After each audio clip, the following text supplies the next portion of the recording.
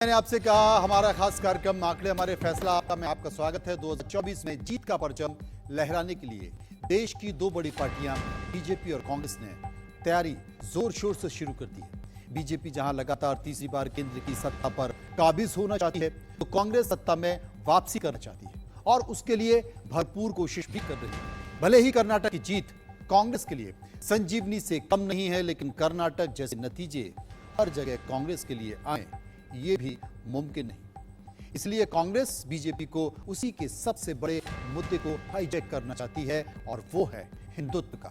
जी हां, हिंदुत्व के जरिए देश की राजनीति इन दिनों हिंदुत्व के इर्द गिर्द घूम रही है। तकरीबन सभी दल हिंदुत्व के एजेंडे पर अपने कदम बढ़ाते नजर आ रहे हैं। बस फर्क इतना है कि कोई हार्ड हिंदुत्व पर चल रहा है तो कोई सॉफ्ट हिंदुत्व पर। कांग्रेस हिंदू को हिंदुत्व से अलग बताती है, जबकि बीजेपी दोनों को एक ही मानती है। कांग्रेस किस तरह से बीजेपी की राह पर चलकर उसे मात देने की कोशिश कर रही है, आपको एक एक कर समझाते हैं। क्यों? क्योंकि देश की राजनीति इसी पर चल रही है। और क्यों राजनीतिक पार्टियों को हिंदुत्व की जरूरत पड़ी है? कांग्रेस को 2024 के पहले तीन महत्वपूर्ण राज्य मध्य प्रदेश, छत्तीसगढ़ और राजस्थान में इस साल होने वाले चुनाव से पहले क्यों सॉफ्ट हिंदुत्व की राह पर चलना होगा, यह समझने की जरूरत है। हिंदी हिंदुत्व के मुद्दे पर बीजेपी को बहुत फायदा हुआ। हिंदी हिंदुत्व के फॉर्मूले से बीजेपी लगातार चुनाव जीत रही है। कांग्रेस का लंबे समय से मुस्लिम वोटों पर भी फोकस रहा है।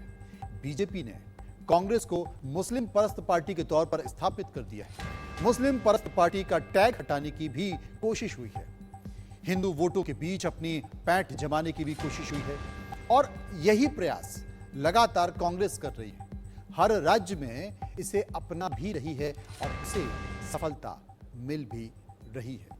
तो ये तमाम तरह की चीजें हैं और इनके जरिए हम ये समझ सकते हैं आखिर कांग्रेस किस तरफ जा रही है, कांग्रेस क्या स्थिति बयां कर रही है। ये तमाम ऐसी परिस्थितियां हैं जिनके जरिए हम समझ सकते हैं कि अब जो तीन राज्यों में जो स्थिति होने वाली है, वो स्थिति हिंदी, हिंदू और हिंदुस्तान के इर्द बनने वाली है। लेकिन आगे बढ़े इससे पहले आपको बताते हैं कि हिंदू और हिंदुत्व के मायने क्या है। हिंदू और हिंदुत्व में शाब्दिक समानता है, दोनों शब्दों अलग अलग तरह से लिखा जाता है। हिंदू एक फारसी शब्द है जो सिंधु से बना है। ईरानियों ने सिंधु नदी के पूर्व में रहने वालों को हिंदू नाम दिया। सिंधु नदी के आसपास और उसके आगे भारतीय उपमहाद्वीप में रहने वालों को हिंदू भी माना जाता है। आर्य सिद्धांत और धर्म का अनुयायी भी हिंदू हैं।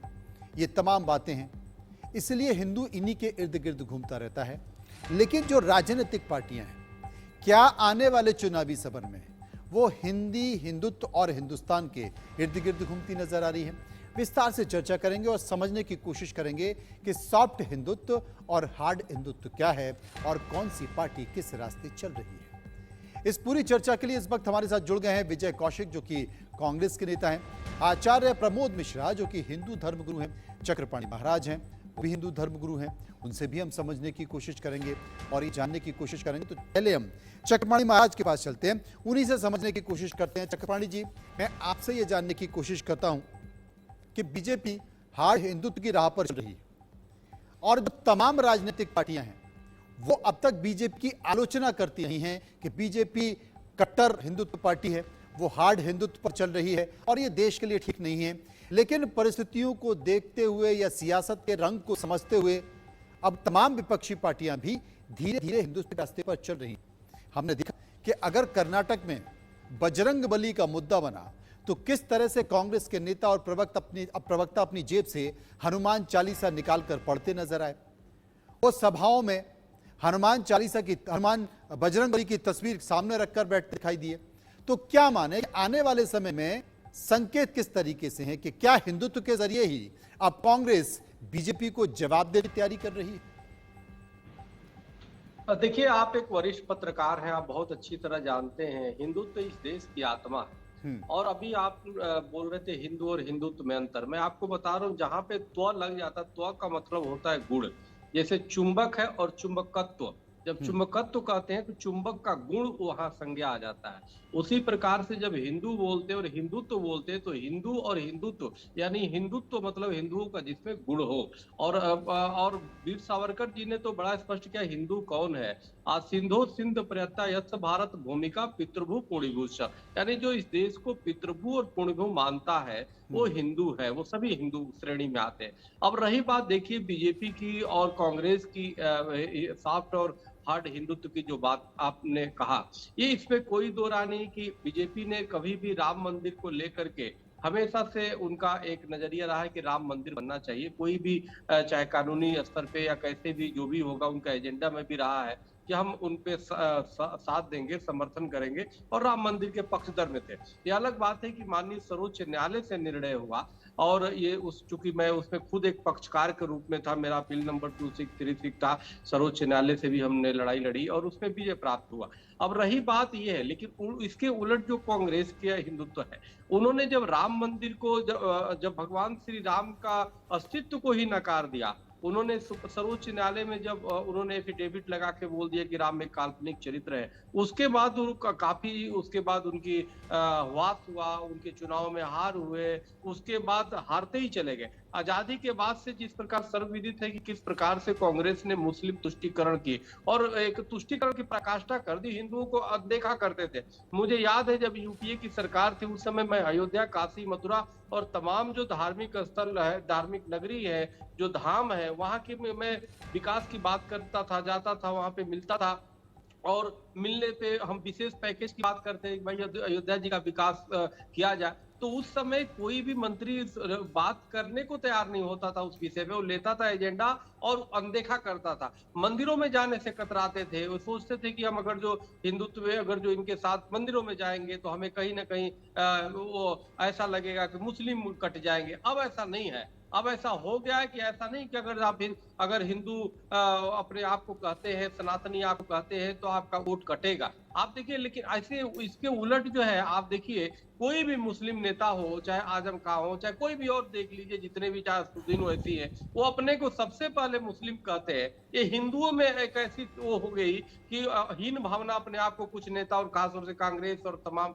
जो और धर्मनिरपेक्ष सेकुलर नेता बनते हैं, उनमें एक ऐसा इफ्तारी हो गया कि वो अपने को हिंदू कहने में से डरते थे, हिंदू कहने से शर्माते थे कि हम अपने को हिंदू या सनातनी कह देंगे तो हमें ये वोट बैंक हमसे बिछड़ जाएगा। तो ये जो वोट की पॉलिटिक्स है अब बहुत दूर जा चुकी है और इसमें कोई दो राय नहीं। इसका श्रेय कहीं ना कहीं मोदी जी को जाता है, जिस प्रकार से उन्होंने, और हिंदुत्व की ताकत तो है ही है और सब जानता है कि ताकत जो मोदी जी और चाहे योगी जी या चाहे अमित शाह जी की ताकत है, वो हिंदुत्व की ताकत है।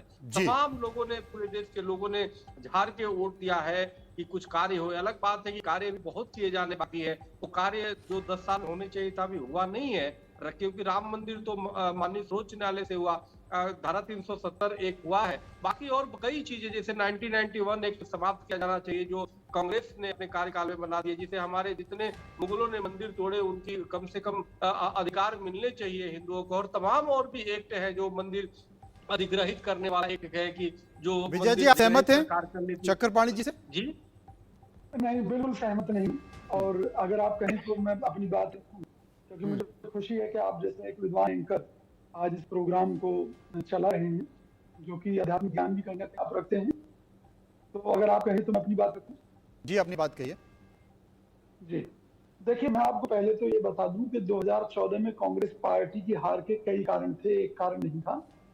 वो कारण ये थे कि भाजपा एक नैरेटिव सेट करने में जो सफल रही, वो नैरेटिव था कि कांग्रेस पार्टी हिंदू विरोधी है, कथित रूप से वो ये साबित करने में सफल रही कि भाई वो मुस्लिम परस्त। दूसरा, भ्रष्टाचार एक बहुत बड़ा मुद्दा था जिसको लेकर वो नैरेटिव सेट करने में सफल रही कि भाई कांग्रेस राज में सर्वाधिक भ्रष्टाचार है। और भी कई मुद्दे थे, महंगाई मुद्दा था।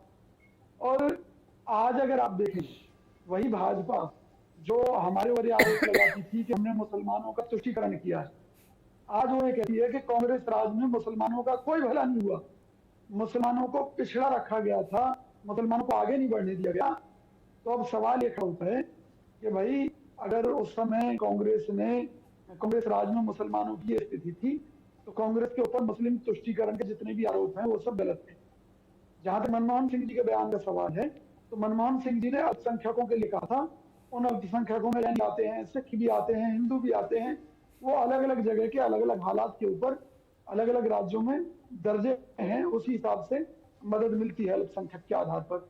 उन्होंने मुसलमानों के लिए नहीं कहा था। अब बात करते हैं हिंदू और हिंदुत्व। इसमें कोई शक नहीं है कि हिंदू और हिंदुत्व कोई अलग नहीं है। वो कहने का अपना तरीका है। राहुल गांधी जी ने जो कहा था उसके पीछे की मूल भावना को आपको समझना पड़ेगा।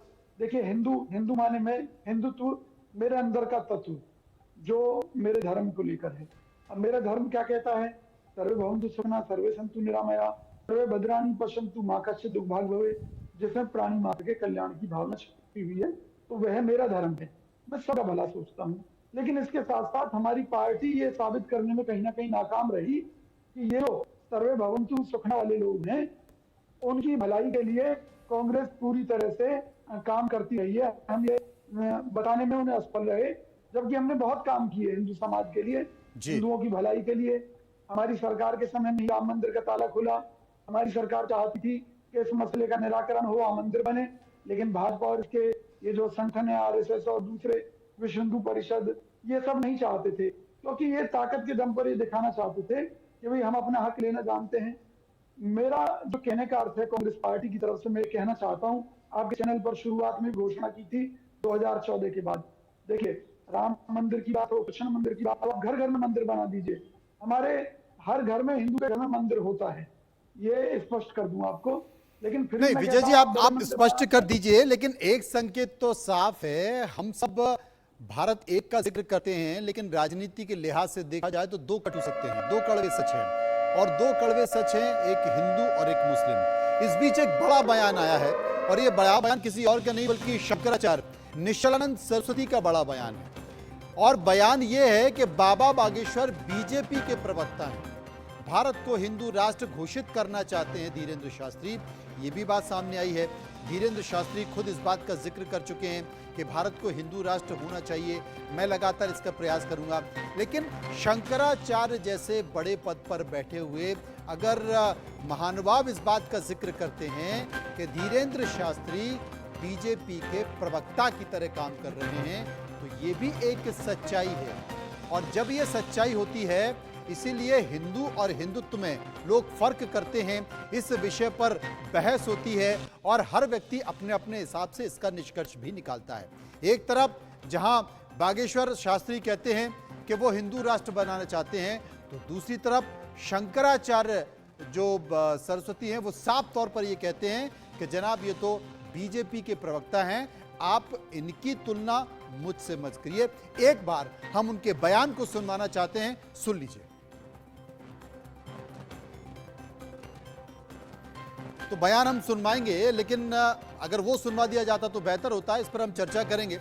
लेकिन इन सब के बीच एक बड़ी बात है। विजय साहब हमारे पास हमारे साथ मौजूद हैं, विजय जी जो कि कांग्रेस के प्रवक्ता हैं, उनसे चर्चा चल रही थी। लेकिन प्रमोद मिश्रा जी भी हमारे साथ मौजूद हैं। प्रमोद जी, कई सारे नए चेहरे निकल कर आए हिंदुत्व के, और हमने देखा कि उनके पीछे बीजेपी की भीड़ है, नेताओं की भीड़ है, उनके समर्थन में बयानबाजी भी होती है, और वो जिक्र इस बात का करते हैं कि साहब भारत को हिंदू राष्ट्र बनाना है, और उनके समर्थन में बीजेपी आ जाती है।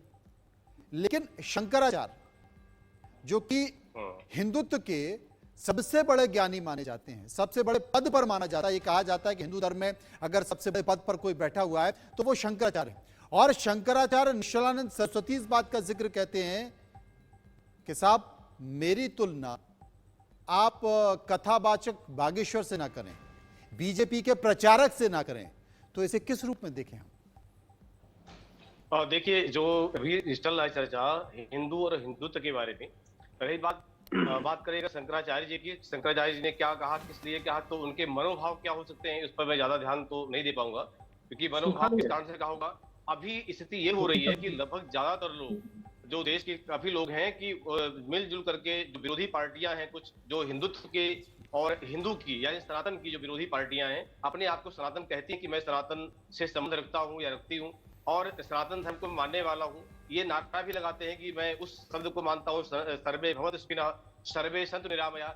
लेकिन मैंने ये देखा कि यहाँ चेहरे पर नकाब कुछ और होता है और नकाब के अंदर का चेहरा कुछ और होता है। अक्सर ऐसा देखा गया, ये पीछे भी रही हैं चीजें, ये अब भी है, और जहां तक मुझे लग रहा है कि ऐसे जो महापुरुष हैं ये आगे भी ऐसे रहेंगे। तो फिलहाल जो लोगों की ये हिंदुत्व या हिंदू पर जो बातें चलती हैं, ये अंदर छुपा हुआ कुछ और होता है, बाहर कुछ और होता है। और मेरी दृष्टि से मेरी समझ से ये है कि बागेश्वर धाम की चर्चा की जाती है कि हम बागेश्वर धाम बीजेपी के प्रवक्ता हैं या बीजेपी का प्रचार कर रहे हैं या हिंदू राष्ट्र बनाने की बात कर रहे हैं, ये मेरे समझ से उचित तो नहीं है कि हाँ ऐसा लोग कहते हैं, गलत कहते नहीं हैं। तो क्या क्या क्योंकि- प्रमोद जी शंकराचार्य जी गलत बोल रहे हैं? अगर आप कह रहे हैं ये उचित नहीं है तो? नहीं नहीं नहीं, मैं शंकराचार्य जी को गलत बिल्कुल नहीं कह रहा हूँ। नहीं, आप यही बोल रहे हैं। लोगों ने क्या टिप्पणी की होगी, क्या प्रश्न किया होगा शंकराचार्य जी से, तो उस विषय में उन्होंने इस चर्चा को आगे लिया। लेकिन मेरा मानना यह है कि जो बागेश्वर धाम जी, मैं अपने प्रोड्यूसर से कहूंगा कि एक बार शंकराचार्य जी का बयान सुनवा दें तो स्पष्टता हो जाएगी। आचार्य प्रमोद मिश्रा जी को, चक्रपाणी जी को और हमारे जो कांग्रेस के प्रवक्ता साथी बैठे उनको भी तो एक बार सुन लीजिए कि पत्रकारों ने जब पूछा शंकराचार्य जी से बागेश्वर बाबा के बारे में तो उन्होंने किस संदर्भ में क्या बात कही, इसे एक बार सुनते हैं। साथी जिनका नाम ले रहे हैं, एक बार मेरे पास आए थे। आपको इतना तो ध्यान रखना चाहिए कि आप शंकराचार्य से कथावाचक की समीक्षा करवाना चाहते, आप मेरे स्तर का ध्यान नहीं रख रहे ना। मैं शंकराचार्य हूँ, ये मेरे सामने बाल गोपाल हैं, उत्कर्ष को प्राप्त करें यह भावना है। एक कथावाचक की समीक्षा, भाजपा के प्रचारक की समीक्षा आप शंकराचार्य से करवाना चाहते हैं, उचित है क्या? प्रमोद जी सुन लिया आपने?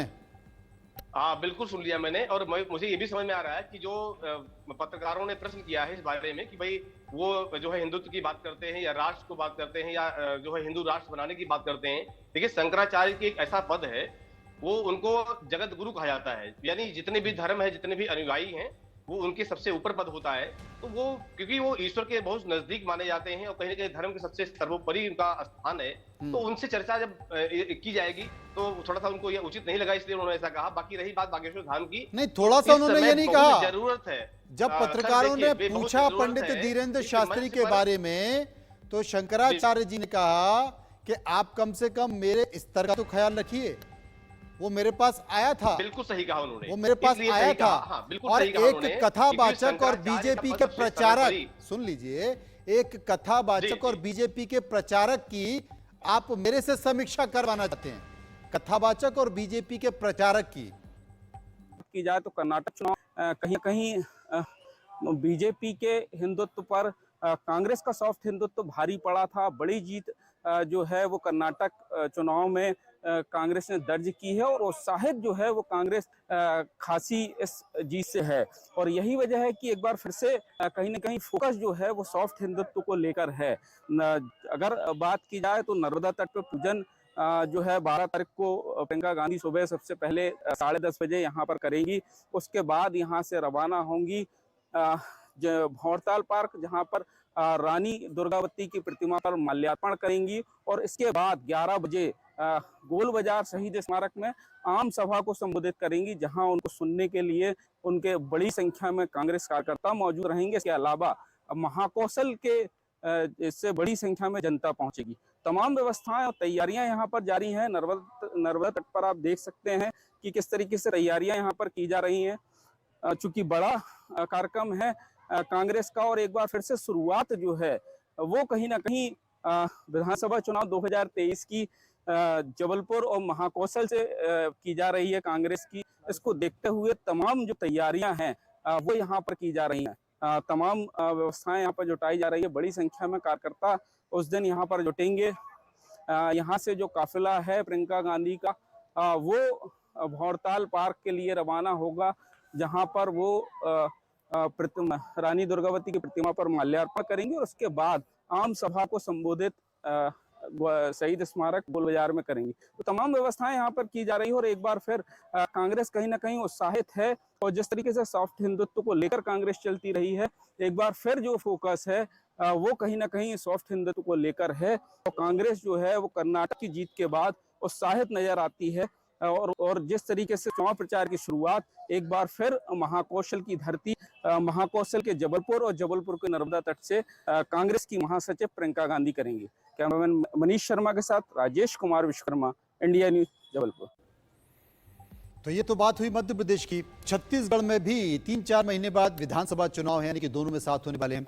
छत्तीसगढ़ सरकार भी सॉफ्ट हिंदुत्व को लेकर आगे बढ़ रही है और वहां पर ही वहां के मुख्यमंत्री भूपेश बघेल ने देश भर तमाम देशों की रामलीला वहां पर कराई, यानी कि कई देशों के टीम वहां पर आई, उन्होंने रामलीला की और बाकायदा पुरस्कार वितरण किया, यानी कि भूपेश बघेल राम पथ गमन पर चल रहे हैं। देखिए हमारे संवाददाता आनंद शर्मा की रिपोर्ट। छत्तीसगढ़ और भगवान राम, इन दोनों में जो है वो काफी संबंध है। संबंध क्योंकि राजा राम जो हैं वो छत्तीसगढ़ के भांचा हैं और छत्तीसगढ़ के भांचा होते ही साथ ही कांग्रेस और भाजपा इस भांचा को अपनाने की जो होड़ है वो काफ़ी तेज हो चुकी है। राजनीतिक माहौल में जो है यहाँ जो राजा राम है वो देखे जाते हैं। इस वक्त मैं जो है राजा रामचंद्र के दरबार में मौजूद हूँ। रायपुर में ये जो भव्य मंदिर है राजा राम का, वहाँ मैं मौजूद हूँ। आप देख सकते हैं यहाँ से जो है राम जी का जो दरबार लगा है वो काफ़ी भव्य है। और वहीं अगर इन सभी चीज़ों में राजनीति की बातचीत की जाए तो छत्तीसगढ़ जो भूपेश बघेल जो है मुख्यमंत्री हैं वो लगातार राम के सिद्धांतों पर जो है वो आगे बढ़ते नजर आ रहे हैं। अगर कहा जाए तो 2018 में जो है वो कांग्रेस की सरकार बनती है और उसके बाद जो है सीएम भूपेश बघेल की कैबिनेट की बैठक बुलाई जाती है और इस कैबिनेट की बैठक में कुछ जो महत्वपूर्ण प्रस्ताव हैं वो पारित किए जाते हैं। सबसे बड़ा जो महत्वपूर्ण प्रस्ताव होता है वो कहीं कहीं राम वन गमन पथ का होता है। राम वन गमन पथ वही है जिसमें जो भांचा राम है छत्तीसगढ़ के वो कहीं ना कहीं 51 जगहों पर जो है सरकारी दावा किया गया था कि इन जगहों से जो है छत्तीसगढ़ में राजा राम रुके हैं और इन जगहों से जो है राजा राम होकर गुजरे हैं। तो इन पहले प्रस्ताव की अगर बात की जाए तो पहले प्रस्ताव में 9 जगहों को चिन्हांकित किया गया और इन 9 जगहों पर जो है वो कहीं ना कहीं एक भव्य जो है मंदिर का निर्माण कराया गया। कौशल्या माता मंदिर का निर्माण कराया गया और वहीं जो है शिवरी नारायण का जो मंदिर है उसे भी भव्य बनाया गया। लगातार जो है कांग्रेस की सरकार जो है राम वन गमन पथ और कहीं ना कहीं राम के विचार को लेकर आगे बढ़ रही है। कुछ दिनों पहले की अगर बात की जाए तो यहाँ पर एक जो है भव्य राष्ट्रीय रामायण महोत्सव का आयोजन किया गया था। 3 दिवसीय जो रामायण महोत्सव था वो रायगढ़ में आयोजित किया गया था जिसमें देश विदेश के जो कलाकार थे वो आए थे और उन्होंने रामायण को लेकर जो है अपनी प्रस्तुति दी थी। इन सभी चीज़ को अगर देखा जाए तो कहीं ना कहीं सॉफ्ट हिंदुत्व का जो एक एजेंडा है उसमें कहीं ना कहीं ये दोनों ही राजनीतिक जो पार्टियां हैं अपना दावा पेश करती नजर आती हैं। अगर भाजपा की बात की जाए तो वो दावा करती हैं कि राजा राम जो हैं वो उनके हैं और कांग्रेस का यही कहना है कि राजा राम किसी एक व्यक्तिगत पार्टी के नहीं हैं, राजा राम जो हैं वो सभी के हैं, सभी के लिए हैं। तो इसी को लेकर जो है छत्तीसगढ़ में राजनीति देखने को मिल रही है। आने वाले दिनों में अगर बातचीत की उन्होंने कहा है बीजेपी का प्रवक्ता, मैं आपकी बात समझ रहा हूँ कि ये शब्द उन्होंने कहा है, नहीं आप समझ नहीं पा रहे। लेकिन सर सुनिए मेरी बात, अब उनकी मैं चर्चा उसमें शंकराचार्य जी हैं, वो जगत गुरु हैं, उनकी बातों को मैं ज्यादा गहराई से इतनी बुद्धि नहीं कि वहां तक मैं पहुंच पाऊं, लेकिन मेरी बुद्धि कहती है, मेरा विचार कहता है कि जो बागेश्वर धाम के सरकार है शास्त्री जी हैं, ये बिल्कुल सही दिशा में, सही मार्ग में, मैं बीजेपी का प्रचारक नहीं कहूंगा, किसी पार्टी का प्रवक्ता नहीं कहूंगा, लेकिन मैं ये कहता हूं कि हम सबकी जरूरत है। आज मैं गर्व से कह सकता हूं कि कोई हमारा जो एक बच्चा है जो धर्म के लिए आगे बढ़ रहा है, हमारे स्वामी चटवाड़ी जी महाराज कितने वर्षों से लगे हुए हैं धर्म के लिए, राष्ट्र के लिए, राष्ट्र कल्याण के लिए लगातार। तो ऐसे हमारे धर्म के अनुयायी जो है, इनका कर्तव्य है, ये अपने कर्तव्य का पालन कर रहे हैं। बाकी अपनी दृष्टि क्या है, लोगों को चश्मा कैसा नहीं, लगा लेकिन होगा, राजनीतिक दलों में चर्चा होती है ना। अभी तक तो राजनीतिक दलों में चर्चा हुई, कांग्रेस के तमाम नेताओं ने कहा कि ये पाखंडी हैं, ये जादू दिखाकर भीड़ को आकर्षित करते हैं, ये बीजेपी के प्रवक्ता की तरह व्यवहार करते हैं। अब तो शंकराचार्य, आप खुद कह रहे हैं कि वो ईश्वर के बहुत नजदीक हैं, शंकराचार्य भी मानते हैं कि वो बीजेपी के प्रचारक हैं, प्रवक्ता की तरह बिहेव कर रहे हैं। तो इसलिए राजनीतिक पार्टी से जुड़े लोग या राजनेताओं को मौका मिलता है इस बात का। वहीं पर आपको बता दूं कि मध्य प्रदेश के विधानसभा चुनाव होने वाले हैं, बस 3 से 4 महीने बचे हैं और कांग्रेस की जो नेता हैं वो लगातार इस कदर आगे बढ़ रही हैं, क्योंकि अब बहुत ज्यादा समय मध्य प्रदेश के चुनाव में बचा नहीं है, बहुत कम समय बचा हुआ है। और प्रियंका गांधी इसी दौरान अब जबलपुर पहुंच रही हैं। 12 तारीख को उनका कार्यक्रम है और 12 तारीख को उनका कार्यक्रम है, वहां पर भी वो हिंदुत्व की झलक दिखाने वाली है। महाकौशल में वो गौरी घाट पर पूजा करने वाली हैं, नर्मदा की पूजा करने वाली हैं। संकेत वो हिंदुत्व के आसपास ही दे रही है कांग्रेस, क्योंकि कर्नाटक में देखा और कर्नाटक के तर्क को आगे बढ़ा जा रहा है, तो उसी के आसपास संकेत देखा जा रहा है। और इसी संकेत के मद्देनजर मैं इस बात का जिक्र कर रहा था कि क्या कांग्रेस भी हिंदुत्व को लेकर आगे बढ़ रही है। चक्रवाणी जी, देखिए स्वाभाविक है, अब तो हिंदुत्व पे आना ही पड़ेगा, क्योंकि हिंदुत्व एक ऐसी शक्ति है, मैंने पहले ही बताया कि देश की प्राण तत्व है। अगर उसको अनदेखा करके आप नहीं चल सकते। और हिंदू वैसे भी जागृत हो चुका है। और रही बात, देखिए अभी पूज्य शंकराचार्य जी महाराज की जो बयान का आप वो कर रहे थे, देखिए शंकराचार्य जी का वो अपना बयान है, ठीक है, तो पत्रकार को उनसे समीक्षा नहीं करवाई जानी चाहिए थी। लेकिन एक बात जरूर है कि अगर हिंदू राष्ट्र की बात अगर पंडित धीरेन्द्र शास्त्री जी कर रहे हैं तो गलत क्या कर रहे हैं। हिंदू राष्ट्र तो देश की भावना है, इसी आधार पे तो देश का बड़ा विभाजन हुआ। 14 अगस्त 1947 को जब एक मुस्लिम राष्ट्र बन गया पाकिस्तान, तो भारत को स्वतः ही हिंदू राष्ट्र होना था, क्योंकि इसी आधार पे हुआ था कि वो मुस्लिम राष्ट्र हो जाएगा तो हिंदू राष्ट्र होगा। लेकिन हिंदुओं से और देश के बहुसंख्यक वर्ग से और हिंदुस्तान से कहीं ना कहीं छल और बेईमानी तत्कालीन कुछ धर्म निरपेक्ष नेताओं ने किया और इसको सेकुलर बना दिया। सेकुलर भी शायद 52 या 53 जो भी उसमें संविधान में आया। तो यह तो हिंदू राष्ट्र होना ही चाहिए, इसमें सिर्फ मुहर लगना बाकी है। और आप अगर जो हिंदू राष्ट्र बनता है तभी ये देश सुरक्षित होगा। और जहां तक बीजेपी के प्रवक्ता की बात है, तो देखो शास्त्री जी जो हिंदू राष्ट्र की बात करते हैं, हम लोग भी हिंदू राष्ट्र की बात करते हैं। हिंदू महासभा का तो जय हिंदू राष्ट्र का तो नारा ही है, और हमारे वीर सावरकर जी हिंदू राष्ट्र के प्रबल समर्थक थे। तो अब आप जरा बताइए कि बीजेपी तो इनकार करती है, बीजेपी तो कहती है भाई हिंदू राष्ट्र की जो होकर नहीं चक्रपाणी जी, कोई भी राजनीतिक पार्टियां छूती नहीं है, चाहे वो बीजेपी हो, क्योंकि हाल के दिनों में इस तरह की तस्वीर हमने देखी है। और अब एक और तस्वीर आने वाली है, क्योंकि कांग्रेस की जो पूर्व राष्ट्रीय महासचिव है प्रियंका गांधी, वो महाकौशल के दौरे पर हैं। विधानसभा का चुनावी शंखनाद हो रहा है और 12 जून को जबलपुर में यह दौरा रखा गया है, वहां इसकी तैयारी भी कर ली है।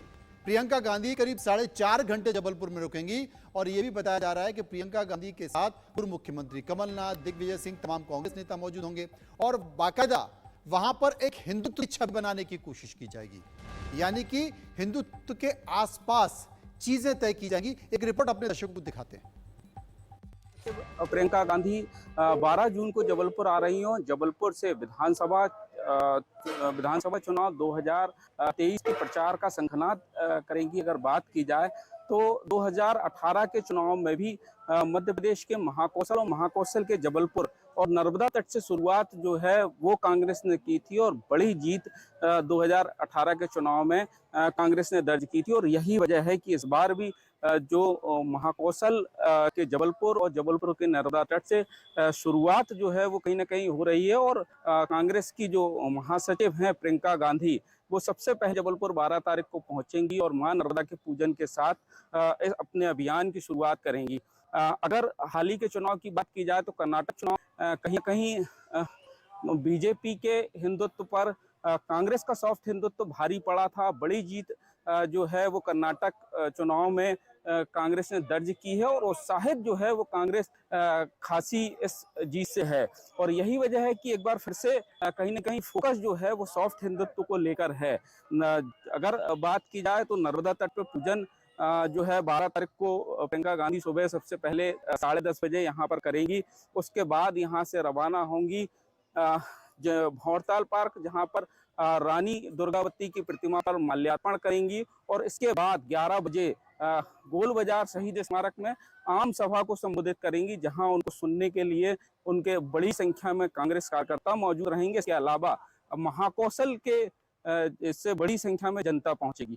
तमाम व्यवस्थाएं और तैयारियां यहां पर जारी हैं। नर्मदा तट पर आप देख सकते हैं कि किस तरीके से तैयारियां यहां पर की जा रही हैं। चूंकि बड़ा कार्यक्रम है कांग्रेस का और एक बार फिर से शुरुआत जो है वो कहीं ना कहीं विधानसभा चुनाव 2023 की जबलपुर और महाकौशल से की जा रही है कांग्रेस की। इसको देखते हुए तमाम जो तैयारियां हैं वो यहाँ पर की जा रही हैं। तमाम व्यवस्थाएं यहाँ पर जुटाई जा रही है। बड़ी संख्या में कार्यकर्ता उस दिन यहाँ पर जुटेंगे। यहाँ से जो काफिला है प्रियंका गांधी का वो भौरताल पार्क के लिए रवाना होगा, जहाँ पर वो रानी दुर्गावती की प्रतिमा पर माल्यार्पण करेंगे और उसके बाद आम सभा को संबोधित शहीद स्मारक गोल बाजार में करेंगी। तो तमाम व्यवस्थाएं यहाँ पर की जा रही है और एक बार फिर कांग्रेस कहीं ना कहीं उत्साहित है और जिस तरीके से सॉफ्ट हिंदुत्व को लेकर कांग्रेस चलती रही है, एक बार फिर जो फोकस है वो कहीं ना कहीं सॉफ्ट हिंदुत्व को लेकर है। और कांग्रेस जो है वो कर्नाटक की जीत के बाद उत्साहित नजर आती है और जिस तरीके से चुनाव प्रचार की शुरुआत एक बार फिर महाकौशल की धरती महाकौशल के जबलपुर और जबलपुर के नर्मदा तट से कांग्रेस की महासचिव प्रियंका गांधी करेंगी। कैमरामैन मनीष शर्मा के साथ राजेश कुमार विश्वकर्मा, इंडिया न्यूज, जबलपुर। तो ये तो बात हुई मध्य प्रदेश की। छत्तीसगढ़ में भी 3-4 महीने बाद विधानसभा चुनाव है, यानी कि दोनों में साथ होने वाले हैं। छत्तीसगढ़ सरकार भी सॉफ्ट हिंदुत्व को लेकर आगे बढ़ रही है और वहां पर ही वहां के मुख्यमंत्री भूपेश बघेल ने देश भर तमाम देशों की रामलीला वहां पर कराई, यानी कि कई देशों के टीम वहां पर आई, उन्होंने रामलीला की और बाकायदा पुरस्कार वितरण किया, यानी कि भूपेश बघेल राम पथ गमन पर चल रहे हैं। देखिए हमारे संवाददाता आनंद शर्मा की रिपोर्ट। छत्तीसगढ़ और भगवान राम, इन दोनों में जो है वो काफी संबंध है। संबंध क्योंकि राजा राम जो हैं वो छत्तीसगढ़ के भांचा हैं और छत्तीसगढ़ के भांचा होते ही साथ ही कांग्रेस और भाजपा इस भांचा को अपनाने की जो होड़ है वो काफी तेज हो चुकी है।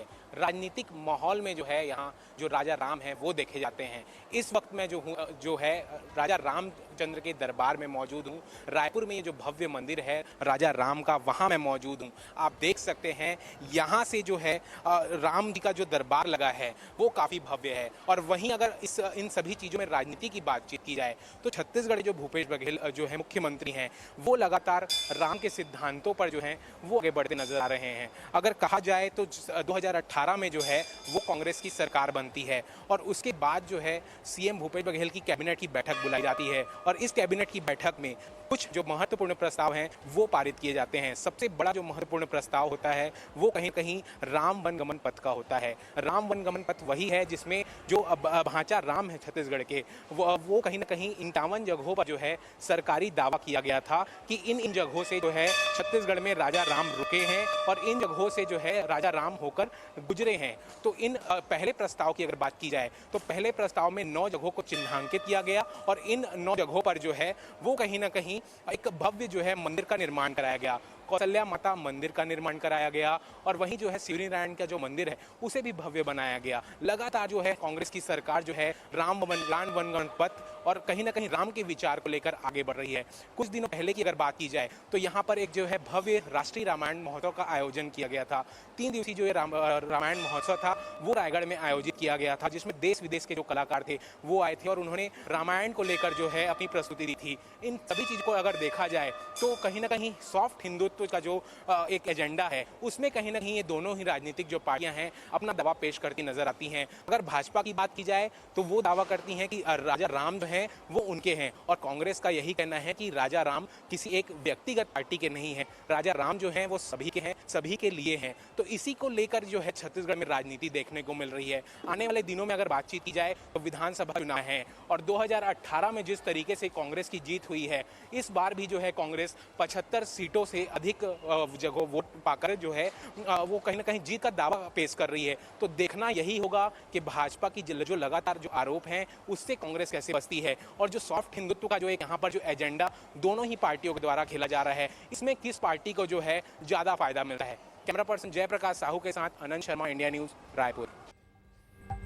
तो कांग्रेस का मिजाज भी बदल चुका है और कांग्रेस का रूप भी बदल चुका है। अब कैसे इन परिस्थितियों से बीजेपी अब नए अंदाज में अपनी रणनीति बनाएगी, इंतजार करना पड़ेगा।